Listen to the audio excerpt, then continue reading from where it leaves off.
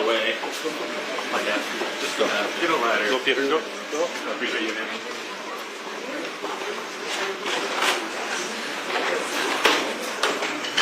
Peter, you got to back up, buddy. Yep. All right. Sorry. You got a bit more room. I am. Okay. Go. Jump in. Back in. Go forward. Go forward. Back up. Yeah. Well, thank you very much. We have a great team behind us. Juventus of Italy, and a friend of mine is the owner of the team. He's a fantastic business person, a young guy, and I think it's got the longest string of ownership of just about any sports franchise, but it does have the record in soccer. It's John Elkman. I think you know John Elkman is a man that has done a fantastic job in the automobile industry, comes from a lineage of winners. And you have Johnny Infantino, as you know, and he's going to have the World Cup here. We have a game tonight. The game is, where is it, over in D.C., the stadium? Here, yeah. Holyfield. And it's totally sold out, I hope. Oh, of course, yeah. Okay, good. Well, and you have two great American players on this team. And would you just, where are you by American players? Right there. Fantastic, so good luck. Thank you. I hope you're going to be the two best players on the field. Well, I just thought you might want to ask questions, anything about the World Cup or the game tonight, but anything about the World Cup would be great, and Johnny's right here. So, anybody have any questions? And I hope you like the, well, I'm a little, you know, he's a friend of mine. It's hard to go against him, to be honest with you. But they have a good team. Who are you playing tonight? We're playing against the Emirati team. Oh, that's good. Yeah. That's Strong. good.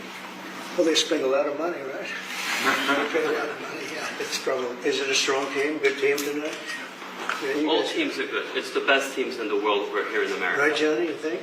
Best teams in the world are here. Well, we raised the American flag for you guys today. Well, It's quite a historic day. Looks nice out there, doesn't it? Even you agree, right? I think so.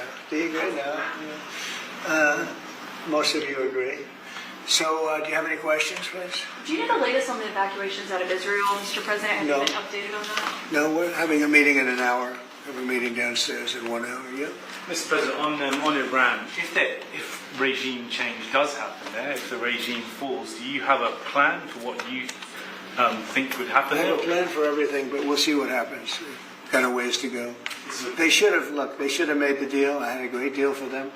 They should have made that deal. 60 days we talked about it, and in the end they decided not to do it, and now they wish they did it. And they want to meet, but it's a little late to meet, but they want to meet, and they want to come to the White House. They'll even come to the White House. So we'll see. I may do that, but it's a shame it could have been done the easy way. Do you think the regime there could fall? Sure, anything could happen, right? Of that, sure, that could happen. Yeah, Mr. please. President, the Senate Judiciary Committee is holding a hearing on who exactly was running the White House under Joe Biden. Who do you think that was? I think the auto pen ran the White House. You know, we have an auto pen president before me. I think it's one of the greatest scandals in the history of this country, one of the biggest scandals. He wasn't making a decision. He was never for open borders where people came in from all over the world, from prisons and gangs and drug dealers and all of that, the mentally insane. He was never for that. He was never for open borders, and he was never for, if you think, he was never for transgender for everybody, or men playing in women's sports. You know, he was never for that. Have you ever had women? Could a woman make your team, fellas? Tell me. You think? You'd be nice. What do you think? Think a woman could make the team? General managers, what do you think? Difficult. You don't say it. Close. We have a very good women's team, though. You do have, right? Yeah. But they should be playing with women, right? You know, it's one of those things. One of those things. See, they're very diplomatic. As you're making your decision on Iran, obviously there's been a change from when you were pursuing a diplomatic negotiation. Yeah. Now you seem very open to the idea of potentially taking U.S. action. Obviously you're not going to tell us that. Can you walk us through what contributed to that change, how you got to where you are in making your decision now? Well, I think it started the first night. I mean, you know, that first night was devastating. And it really knocked the one side off, as you know. It was a devastating evening, day. And it's pretty much proceeded that way. I have a meeting in the war room in a little while. Situation room, as some people call it. So we're going to meet. We're going to see. We're in the midst of it's a terrible thing. I hate to see it. I hate to see all that death, so much death and destruction. But death primarily is what I hate to see. Does that mean you haven't made a decision yet on what to do?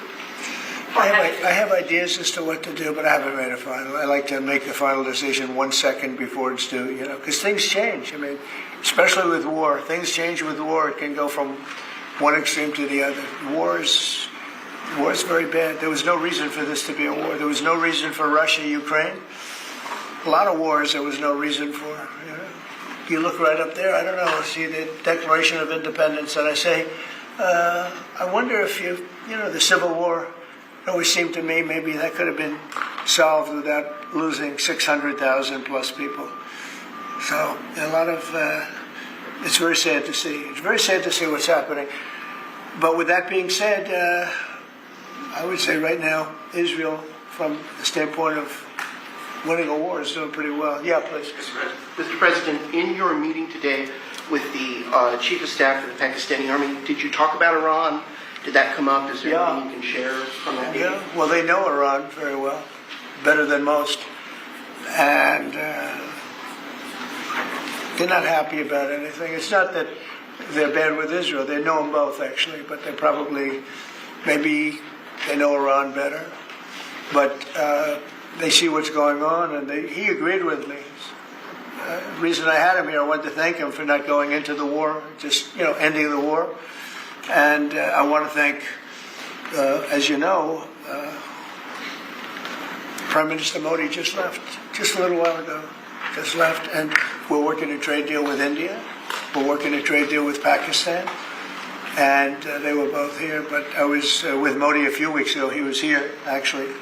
But now we speak to him, and I'm so happy. There was a deal that two smart people, plus, they had people on their staff too, but two very smart people decided not to keep going with that war. That could have been a nuclear war. Those are two nuclear powers, big ones, big nuclear powers, and they decided that. So I was honored to meet him today. And if I can, Mr. Keefer, sir, and for anyone who may want to answer, how has the travel bans from certain countries affected fans maybe coming in for the games, or is that not a consideration? Johnny, go ahead. Yeah, no, it's not a concern for us. For the games now in the Club World Cup, everything has been done in a very smooth way. We have an excellent collaboration, of course, with the President, but with the task force in particular. For next year, the World Cup, we have one more year to work, and the learnings that we have this year with the Club World Cup, which is historic, I say this to all the Americans, because it's the first ever Club World Cup, and it's played in the United States of America. So the learnings we'll have for this will apply them next year. And they're largely sold out, so But I don't know. I don't think he's too worried about the travel ban. He doesn't know what the travel ban is, I don't think. Johnny, tell me what the travel ban is. He doesn't know what it is. He's largely sold out. Like tonight is totally... I've had friends, they heard about this meeting.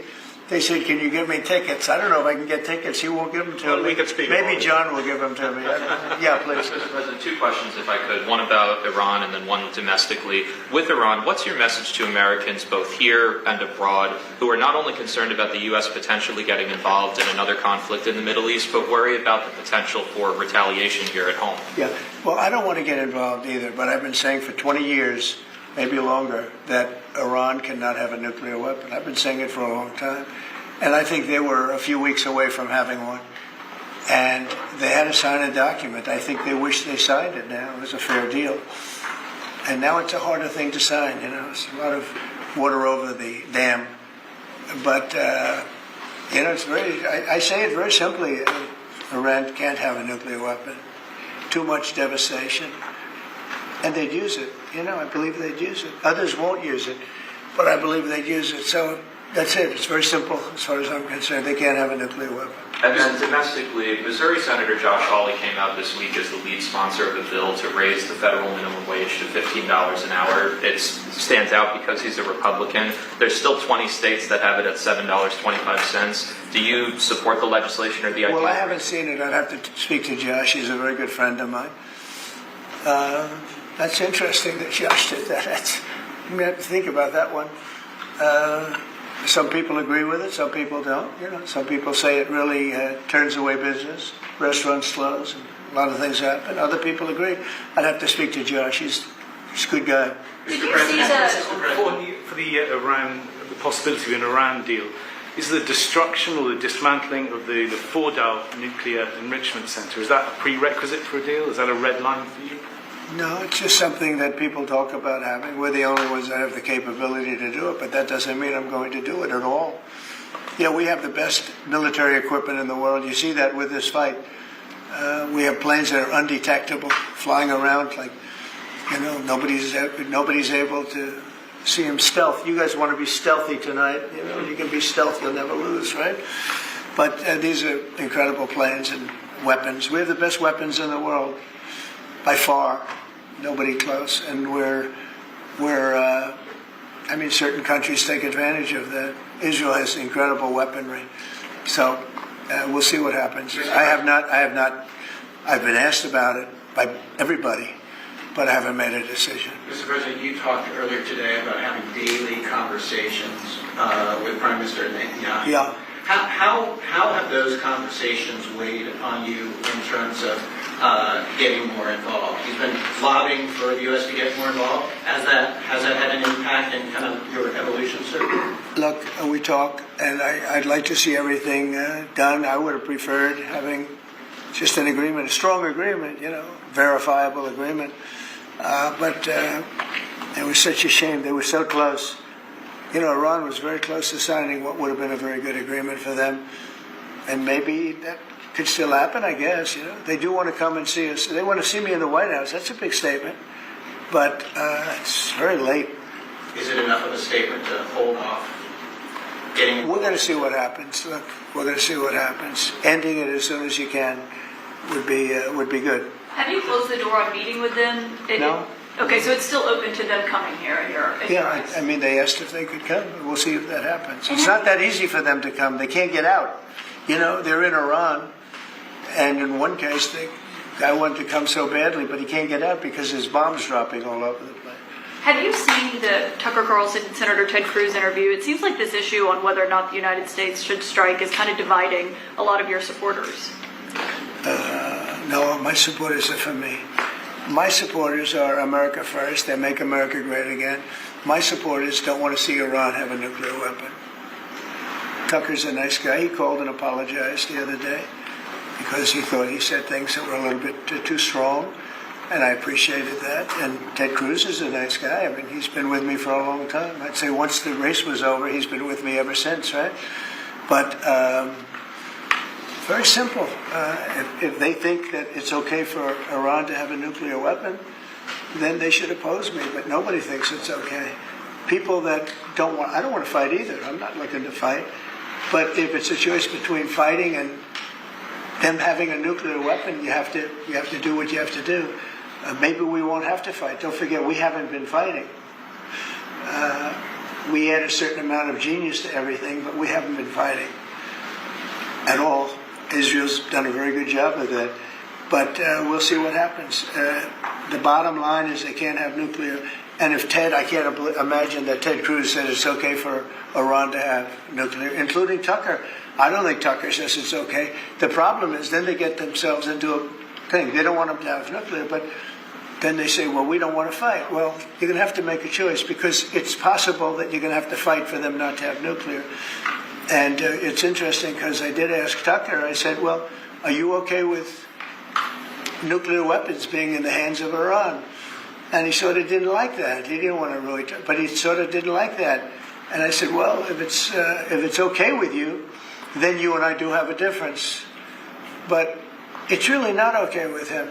Therefore, you may have to fight, and maybe it'll end, very quickly. But there's no way that you can allow, whether you have to fight or not, you can allow Iran to have a nuclear weapon because the entire world will blow up. I'm not going to let that happen. Mr. President, you had a bit of a row with President Emmanuel Macron of France the other day at the G7, No, it sounded like. he's a nice guy. Look, he said I was going back home to make a ceasefire. Not a ceasefire. We're long beyond ceasefire. And I said, why do you say that? Why would you say ceasefire? It's a bad term to use. Because a ceasefire means like everything's going swimmingly, we'll take a little time off. It's not. We're not looking for a ceasefire. We're looking for a total, complete victory. Again, you know what the victory is. No nuclear weapon. Mr. President, I thought it was a very badly worded statement by him, and obviously I let him know that. on the southern border, you've had record low numbers for the month of May, 95 apprehensions, 0 releases, compared to that of the previous administration exactly a year ago, more than 60,000 releases. What do you attribute that success to? I like you. Who are you with? Turning Point USA, sir. Well, they're very good. Turning Point. Charlie, very good. That's what I call a good question, fellas. 1 out of 10, John. 1 out of 10, but that's a really good question. No, we had record good numbers on the border. And people are coming in, but they have to come in legally. Like some of these guys behind me, they have to come in legally. And if they come in legally, we want them. They have to say they love America, they love our country. And if they can't say that, we don't want them. Thank you very much. Very nice. Thank you very much, everybody. Thank you, press. Thank you. Thank you, guys. Thank you, guys. Thank you. Thanks. Thank you. Thank you, Mr. President. Thank you very much. Thanks. Pulitzer Prize. Fella, hey, Doug, take a good picture. Absolutely. Pulitzer Prize winner. New York Times Pulitzer. The Times is the bad part. Thank you.